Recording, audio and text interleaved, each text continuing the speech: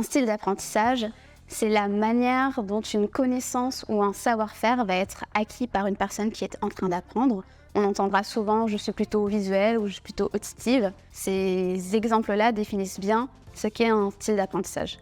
Un profil d'apprentissage va plutôt correspondre à l'état d'esprit dans lequel l'apprenant va se trouver lorsqu'il sera dans un nouveau contexte d'apprentissage. En termes de style d'apprentissage, il y a plusieurs théories qui sont confrontées. La plus communément répandue est la théorie du VARK, V pour visuel, A pour auditif, R pour reading en anglais, lecture en français, et le K pour kinesthésique. La plus répandue, mais d'ailleurs aussi la plus controversée. En termes de profil d'apprentissage, on distingue les profils de motivation et les profils d'identité. Les profils d'identité, ça va plutôt correspondre à je suis plutôt enthousiaste, je suis plutôt dynamique. Moi, je suis plutôt intellectuelle, donc je vais plutôt avoir ce profil de bon élève, de bon apprenant. Donc on a les profils d'identité. Concernant les profils de motivation, les questions auxquelles vont être confrontés les apprenants, ce seront de l'ordre de est-ce que je vais apprendre, comment est-ce que je vais apprendre, dans quel contexte est-ce que je vais apprendre. Toutes ces questions-là qui vont permettre de résoudre le contexte d'apprentissage de manière globale.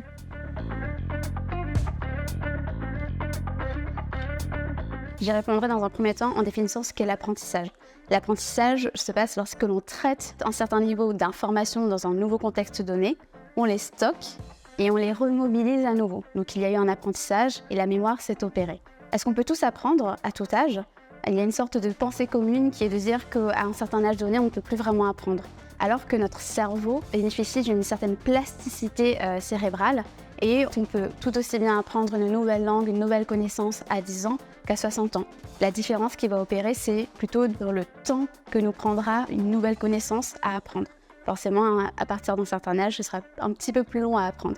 Et il y a aussi des environnements autour du contexte d'apprentissage qui peuvent jouer sur la durée de l'apprentissage. Le concept même de style d'apprentissage repose sur le fait que des apprenants vont différer selon qu'ils aient une préférence donnée pour apprendre. Donc, je suis plutôt visuel, je suis plutôt auditif, etc.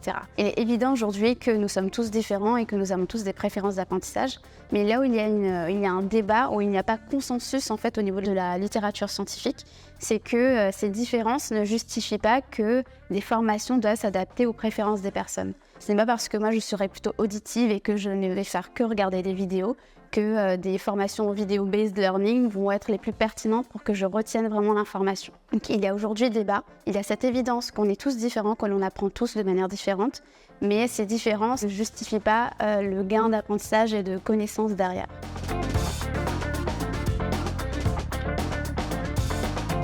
Le débat autour des styles d'apprentissage est assez houleux aujourd'hui. Le débat a lieu parce qu'il n'y a pas consensus au niveau de la communauté scientifique sur la véracité qu'un style d'apprentissage permet un gain de connaissances réel. Mais qu'en est-il au niveau des apprenants ? Aujourd'hui, c'est bien de savoir se connaître, de savoir ce que je préfère. Est-ce que je préfère plutôt de la vidéo ? Est-ce que je préfère plutôt du podcast ? On a aujourd'hui toute une base de formation avec des formats diversifiés. Donc c'est bien en tant qu'apprenant de bien se comprendre, de bien connaître son mode de fonctionnement. Mais ce que toute personne qui consomme des contenus de formation doit avoir en tête, c'est qu'il ne s'agit là que de préférence. En aucun cas aujourd'hui, il y a une légitimité à penser que si je suis plutôt auditive, les podcasts vont vraiment me permettre de gagner des compétences et des connaissances. Mais il faut également s'ouvrir à ce qui peut exister au niveau du marché. Aujourd'hui, la formation qu'offrent plusieurs organismes propose une diversité en termes de formats et il ne faut peut-être pas s'arrêter à ces types de formats qui vont déterminer ou non son apprentissage. Ça serait de visionner le film Vice Versa, un film Disney qui traite des émotions et qui, avec un super beau storytelling, permet de comprendre les différentes émotions qui animent une personne aujourd'hui.